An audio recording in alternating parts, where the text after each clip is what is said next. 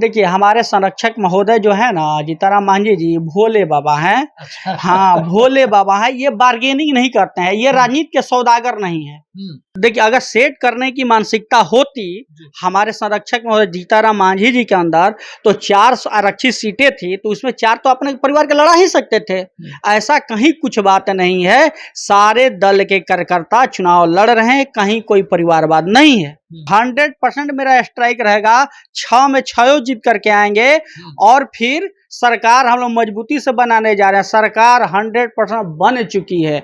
नमस्कार, आप देख रहे हैं चौकस भारत और मैं ब्रजेंद्र। एनडीए में सीट बंटवारे के बाद जो स्थिति बनी, टिकट बंटवारे को लेकर, चेहरे को लेकर, वो आप लगातार देख ही रहे हैं। उसके बाद आरोप दर आरोप जो है वो लगातार चल ही रहा है। एनडीए के जो घटक दल हैं उनके तरफ से भी कई बातें सामने आई। आज हम में हैं, हम पार्टी में जो जीतन राम मांझी के द्वारा सींची गई पार्टी है, हम आज वही हैं और हमारे साथ कुछ सवालों को साझा करेंगे यहाँ के जो प्रबुद्ध प्रवक्ता हैं गिरधारी सिंह जी। उन्हीं से हम बातचीत को आगे बढ़ाएंगे। गिरधारी जी, बड़ा अब जो है असमंजस की स्थिति हो रही है। आरोप लग रहा है पार्टी पर कि भाई परिवार को ज़्यादा तवज्जो दे रहे हैं और लगातार ये देखा जाता है कि चाहे वो उपचुनाव हो या लोकसभा का चुनाव हो, इस तरह का हो, और विधानसभा में भी वही जो चीज़ है वो दर्शाया जा रहा है। तो इससे जो है वो खासा नाराज़गी है। कहा जा रहा है कि भाई इनके कार्यकर्ता भी जो हैं वो नारुष्ट हैं जो इनका झंडा ढो रहे थे। नहीं, ऐसा नहीं है। हम आपको बता देना चाहते हैं ब्रजेंद्र जी कि पार्टी में कहीं परिवारवाद नहीं है। ये पार्टी स्थापना होने से पहले जो बाराचट्टी की विधायिका हैं जी। और ज्योति मांझी जी विधायिका हुआ करती थी, और एक इमामगंज है जो कि कह सकते हैं कि मांझी जी की अपनी पतोहू है। बाकी आपको अनिल जी हैं, टेकारी के पूर्व विधायक हैं, अभी वर्तमान में विधायक भी हैं, पूर्व मंत्री रहे हैं। फिर आपको रोमित सिंह पार्टी के कार्यकर्ता हैं, और आपको कुटुंबा से वो भी भाई परिवार के नहीं है। तो परिवारवाद कहाँ से आप कह रहे हैं? परिवारवाद है ही नहीं। इस तरह से जो कहा जा रहा है, बातें जो आ रही है बाहर कि भाई इनके सारे परिवार सेट हो गए हैं, अब जो बचे हैं उनको भी सेट करने में लगे हुए हैं।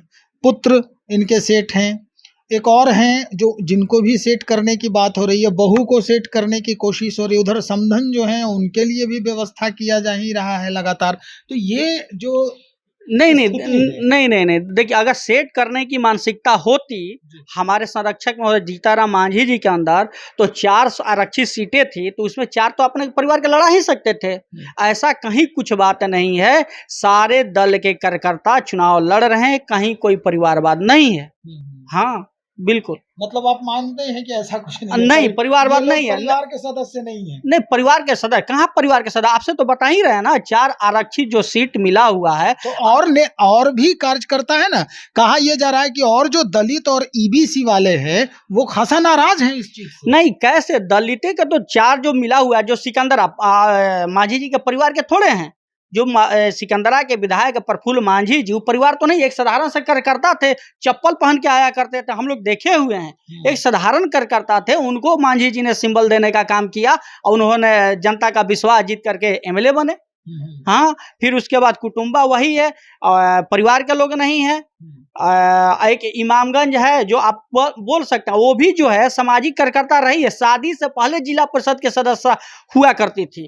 तो हम कैसे कह सकते हैं? पार्टी में कर्तव्यनिष्ठ है, हमेशा काम करती है, हर कार्य में कार्यक्रम में पार्टी के बढ़ चढ़ के हिस्सा लेती है दीपा मांझी जी। तो वो भी एक कार्यकर्ता के तौर पर आई हुई है। ये नहीं कि पैराशूटर वो है, मांझी जी का पतो होने के नाते उनको एमएलए का सिंबल दिया गया, ऐसा नहीं है। हम आपको बता देना चाहते हैं, हर कार्यक्रम में बढ़ चढ़ के हिस्सा लेती है। अगर परिवार के लोग भी अगर पार्टी को सींच रहे हैं, कार्यकर्ता के तौर पे आ रहे हैं, तो उनको सिंबल देने में क्या है? कोई आपत्ति नहीं है। कोई आपत्ति नहीं है। चलिए और कुछ सवाल करते हैं। आपने तो भाई स्पष्ट कर दिया है एकदम, जितना भी पैड पहन के आप बैटिंग कर रहे हैं तो ठीक है, परिवार के लोग लगातार अब सींच रहे हैं तो कोई आपत्ति नहीं है। चलिए आगे बढ़ते हैं। कहा यह भी जा रहा है गिरधारी जी कि भाई मांझी जी को कम करके आंका है एनडीए ने।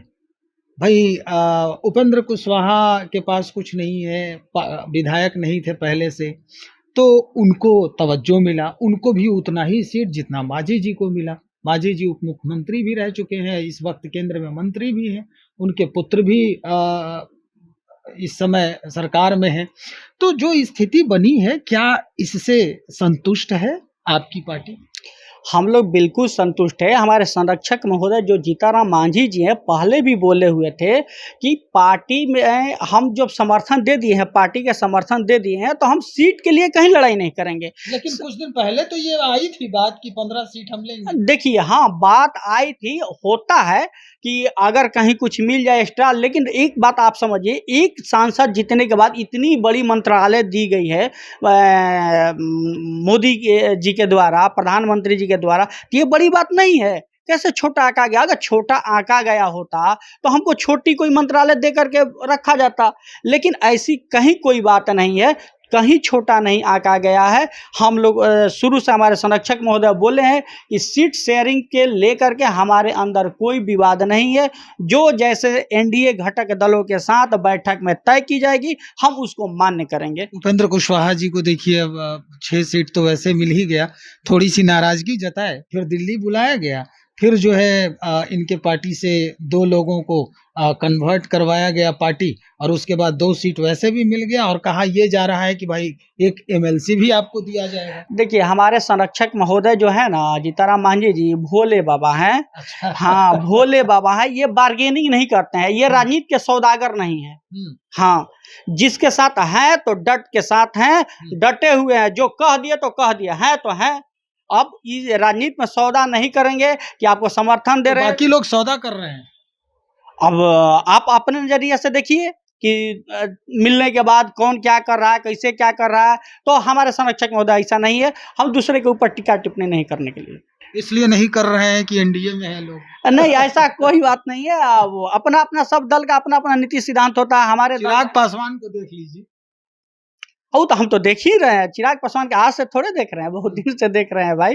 है चिराग जी, उनका अपना दल है, अपना मोटिव है, अपना सिद्धांत है, वो किस तरह से राजनीति करेंगे। एनडीए के घटक दल हैं, उनको भी हम धन्यवाद देते हैं, वो भी सारे सीट जीत करके आए और सरकार मजबूती से हम लोग बनाए, यही हम लोग की आग्रह है। चलिए, बैटिंग तो बड़ा बढ़िया कर रहे हैं आप, लेकिन खैर अब स्थिति जो भी बने, क्या लग रहा है स्थिति क्या होने वाली है? चुनाव का जो रिजल्ट है, जो भी प्रत्याशी आपके द्वारा चुना गया है, यानी जीतनराम मांझी जी के द्वारा चयनित किया गया है, किस तरह की स्थिति लग रही है कि इस बार काफी योगदान होगा हम के तरफ से सरकार बनाने में? 100% मेरा स्ट्राइक रहेगा। स्ट्राइक रहेगा? हाँ, 100% मेरा स्ट्राइक रहेगा। 6 में 6 जीत करके आएंगे और फिर सरकार हम लोग मजबूती से बनाने जा रहे हैं। सरकार 100% बन चुकी है, बस एक औपचारिकता मात्र है, चुनाव। सरकार बन गई है? सरकार बन गई है। तो मतलब तेजस्वी तो कह रहे हैं कि मुख्यमंत्री हम हैं। अरे देखिए, ये तो अहंकार न दिखाता है, ये तो जनता न तय करती है कि हम मुख्यमंत्री बनेंगे, हम बनेंगे। अरे कोई ऐसा कहता है विद्वान आदमी? कोई नरेंद्र मोदी जी कह सकते हैं कि हम प्रधानमंत्री बन गए हैं, जनता आशीर्वाद देगी तो हम बनेंगे। अच्छा। ऐसा लोग बोलते हैं, उनमें मैच्योरिटी नहीं ना है, पढ़े लिखे नहीं है उतना, क्या कहिएगा, अहंकार के शब्द है उनके पास। चल, बहुत शुक्रिया जानकारी के लिए भाई। गिरधारी सिंह जी बातचीत कर रहे थे, प्रबुद्ध प्रवक्ता हैं हम पार्टी के। इन्होंने स्पष्ट कर दिया है कि भाई परिवार के लोग भी अगर समाज सेवा में हैं, जनता का प्रतिनिधित्व करने के लिए इच्छुक हैं, ईमानदार हैं और पार्टी को लगातार सिंचित कर रहे हैं, तो निश्चित तौर पे उनको जगह मिलना चाहिए। और बातें भी, बात जो आपने सुना क्या कुछ हुआ है, तो चलिए अब देखते हैं कि किस तरह से स्ट्राइक रेट जो है हम के तरफ से दिया जाता है इस चुनाव के बाद, और कितना योगदान जो है सरकार बनने में दिखाते हैं जीतनराम मांझी जी और इनकी पार्टी। बने रहिए, हम और लोगों से बातचीत करते हैं और क्या कुछ कहते हैं लोग, वो हम आप तक पहुंचाएंगे। बहुत शुक्रिया।